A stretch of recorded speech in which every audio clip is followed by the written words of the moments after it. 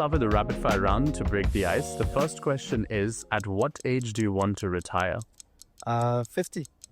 How long does it take you to get ready in the mornings? 10 minutes. Favorite color? Blue. What time of day are you most inspired? 2 o'clock. How many hours of sleep can you survive on? 4. The city in which the best kiss of your life happened? Brussels. Pick one, Mark Zuckerberg or Elon Musk. Mark Zuckerberg. How do you relax? Video games. How many cups of coffee do you drink per day? 0. A habit of yours that you hate? Procrastinating. The most valuable skill you've learned in life? Never give up. Your favorite Netflix show? Right now, Vikings. Are you an early riser or a night owl? Night owl. One word description of your leadership style? Trust. Coffee or tea to kickstart your day? Tea. Top priority in your daily schedule? My children. Ideal vacation spot for relaxation? Portugal. Key factor for maintaining a work-life balance? Knowing when to stop.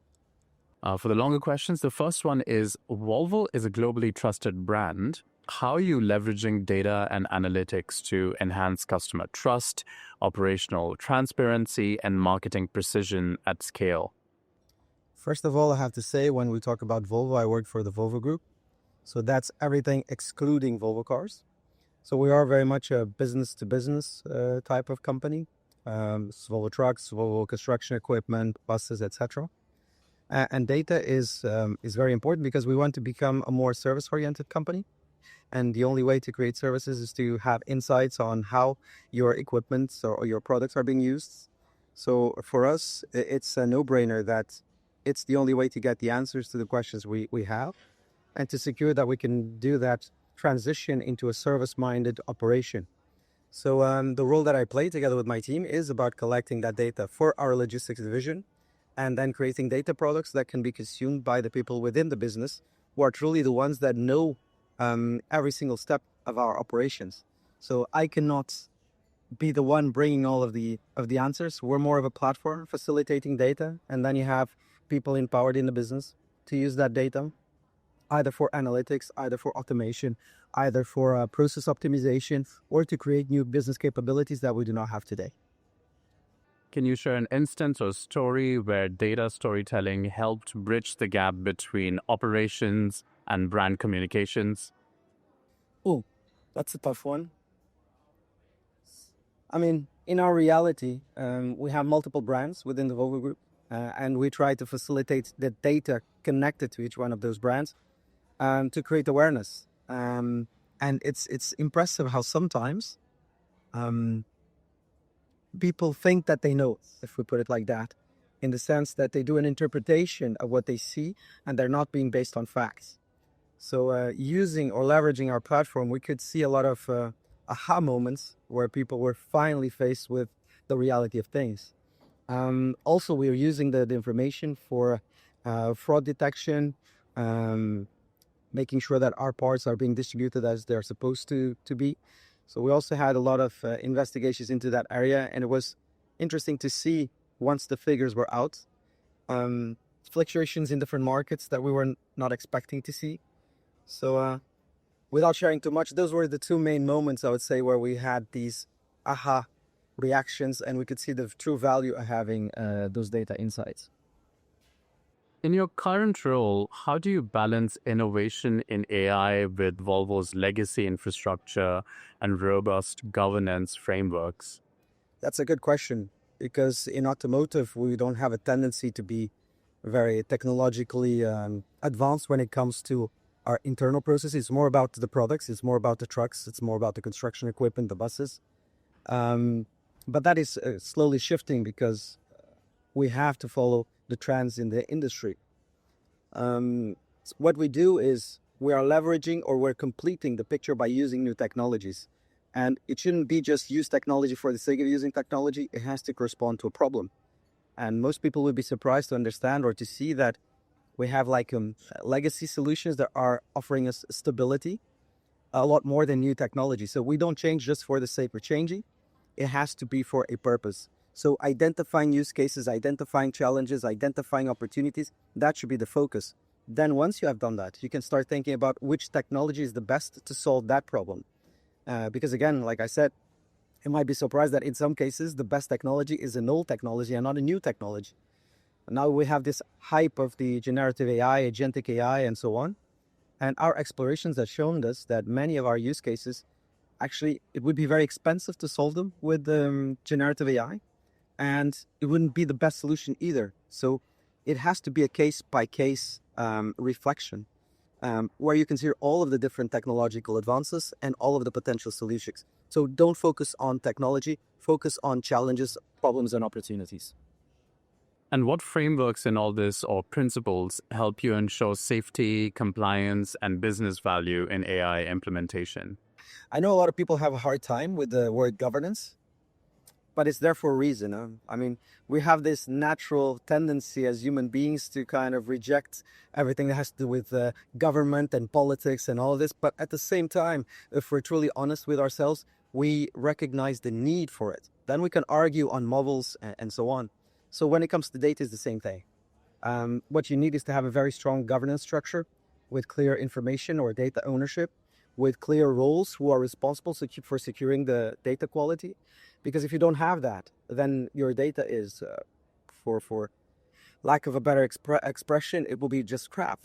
So how do you secure that that you can work on improving it so that the outcomes, so that the way in which you use that data can be really fruitful for your company?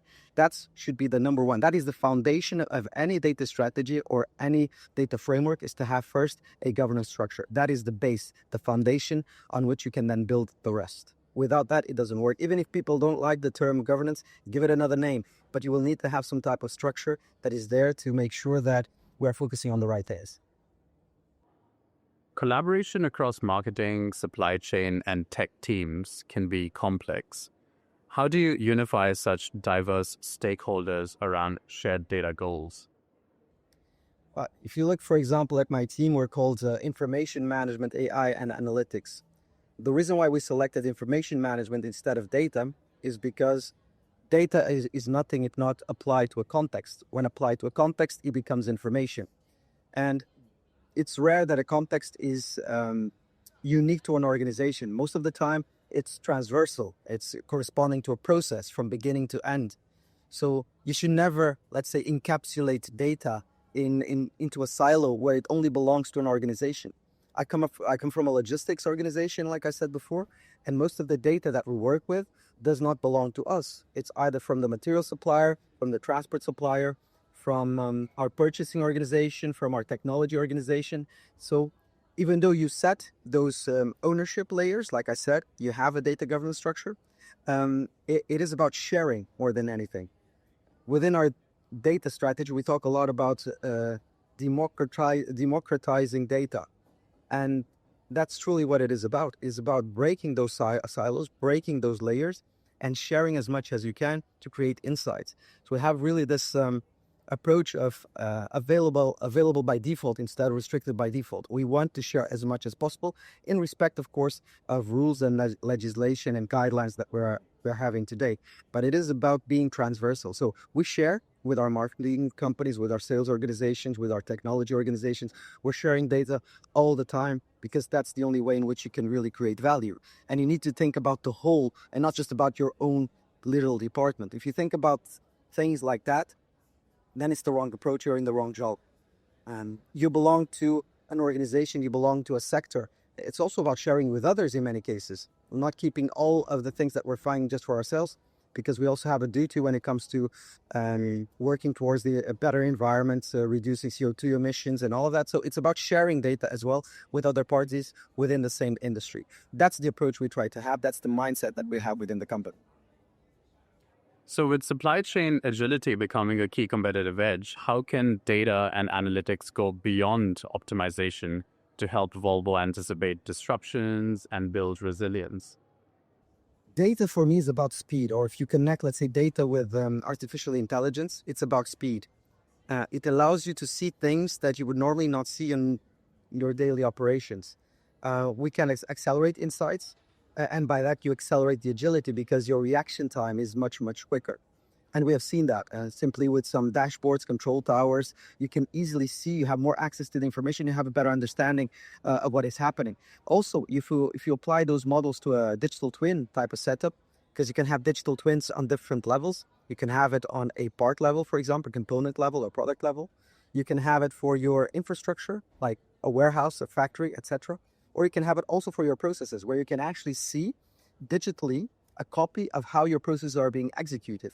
If you then apply, let's say, an AI layer on top of that, then you can run simulations in minutes that allow you to see, okay, this is how quickly I can optimize my setup.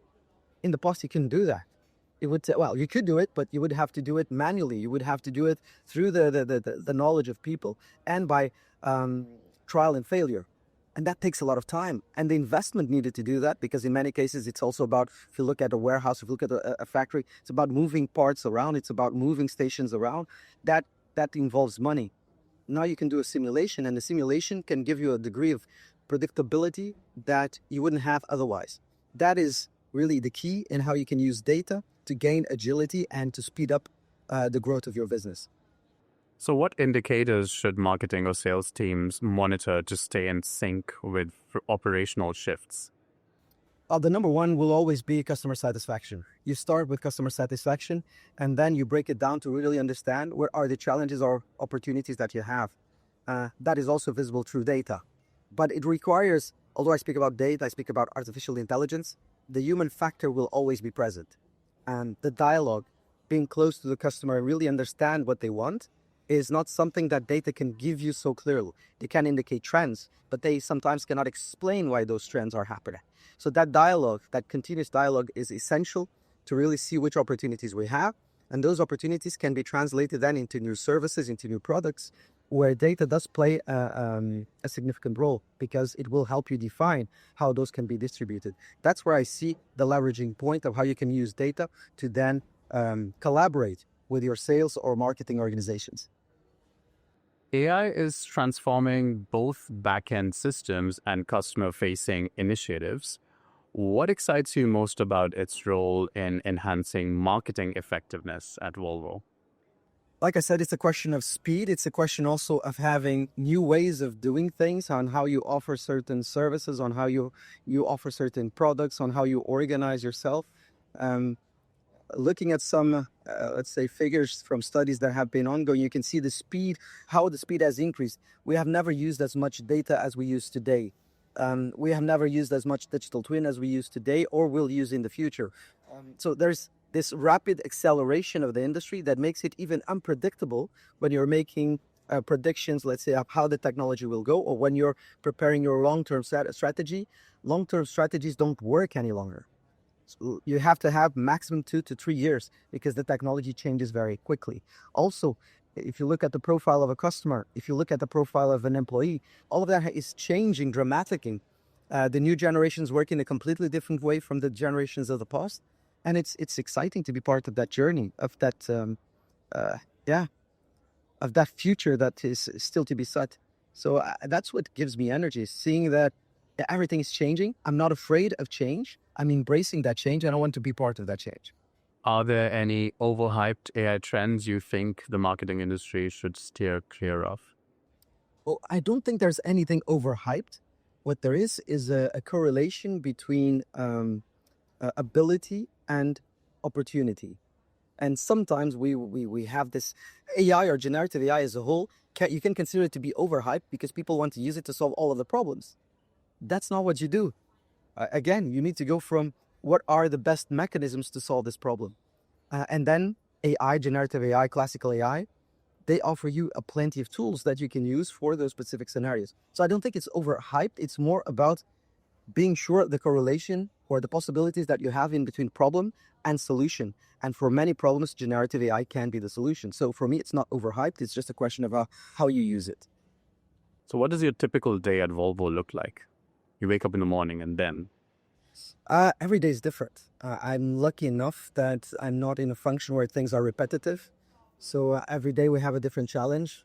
Um, we've gone through the motions of, let's say, collecting, ingesting, replicating data into now creating data products, exposing those data products, making sure that is usage. But there's always something new coming every day, a request from the operations, a request from our development teams, a request from my teams that make every day have a different flavor.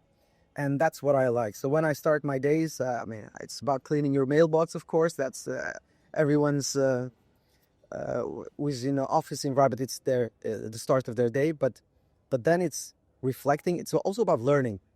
Like I said, technology is changing all the time, so you need to keep pace. So there's a lot of research that goes into my days as well. Learning from my colleagues, learning from we have our internal Volvo Group University, so from the programs we have there. And then talking to my teams, making sure that they have all the support that they need, that we're reaching our targets. So it's quite diverse. One day is never like the previous, nor like the next one. So let's talk a bit about information democratization, which is often seen as a tech challenge, but is also a cultural one. How do you empower marketing and sales teams with the right data without overwhelming them? You mentioned something that is quite important. It's actually mainly a cultural problem because we still have that tendency of saying my data, this is my property. And like you talked about the term of democratizing the data, for us that is what is critical and crucial. Make everything available. It's a little bit of an open source type of approach, or open source on data, of course, with the caveat that you should always be respective of rules, legislations that we have very strong in the European Union to secure that you're compliant.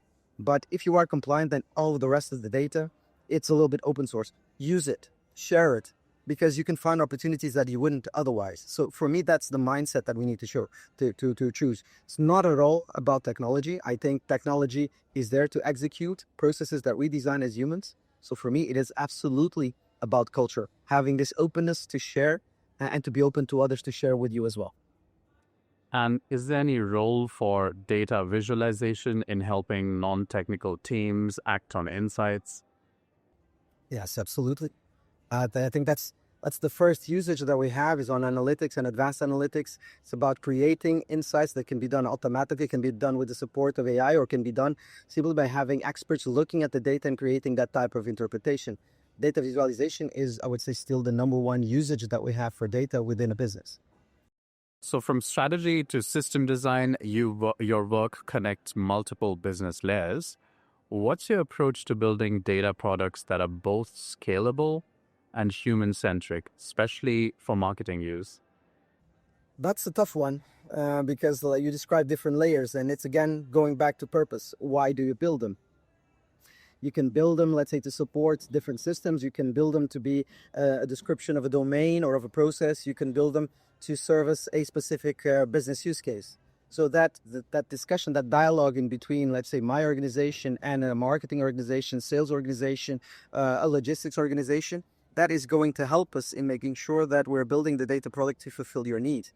And in some cases, you can have, let's say, your core data products, and then you can do a customized data products that are, let's say, collecting data from multiple data products to serve that specific use case. And that's kind of the approach that we have. We're combining these more core data products. There are, let's say, a definition or replication of our domains. And then we are creating these customized data products that are really an interpretation of what is needed for that specific use case. That's the dialogue we need to have with marketing organizations, sales organizations, whichever organization requires our data. So we can agree then that high quality data is essential for effective campaigns. In practical terms, though, what does good data look like for a marketing team, and how do you ensure they have access to it? It means having data that is understandable, that is true, that has the proper levels of quality, which will be defined for that specific data element. But for me, it's mainly about being understandable.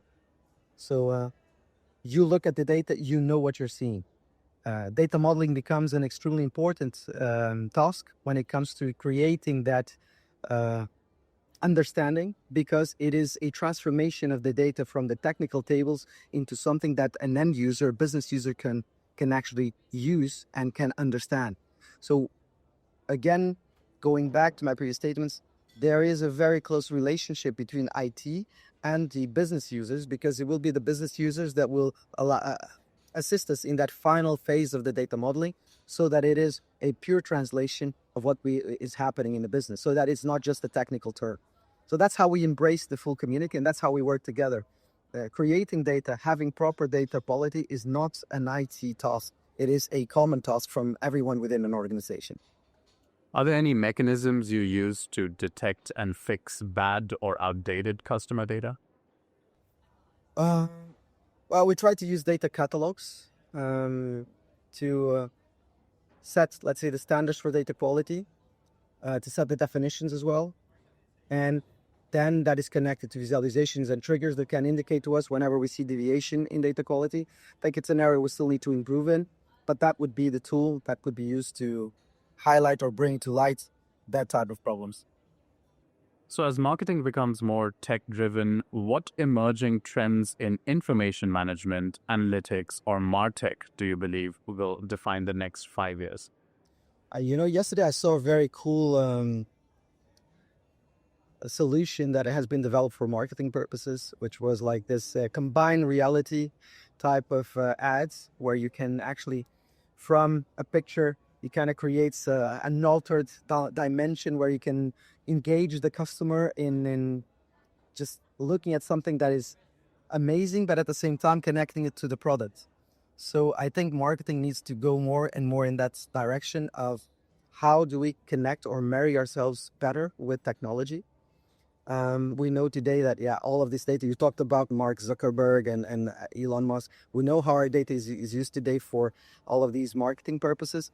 But I think there's still an opportunity to make it more engaging by using technology. Instead of just showing the ads that you think people want because of how you followed their profile, try to go beyond that. Try to engage them. Try to make games about it where people can really, truly feel like a connection with the product. That's the opportunity I see for marketing, to use data not only to give them input on the customers, but also to create visual opportunities that really stimulate and that allow you to have a better touch and feel of the products that you're trying to sell or the services that you're trying to sell. And not a lot of companies are very successful in doing that. All right, so the last question for you is of a personal kind. What would you be doing in your life if not this? When I was a kid, I thought I would be an anthropologist. I had always this interest about discovering different societies, different cultures, living amongst them, learning their language, understanding why we are so different in this world.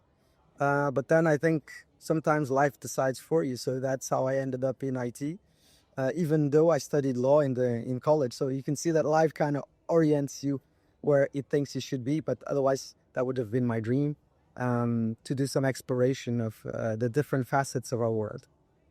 I am Ivan Branco. I am the head of information management, AI and analytics for the Volvo Group in the service market logistics subdivision. Catch me on the Marketer of the Month show.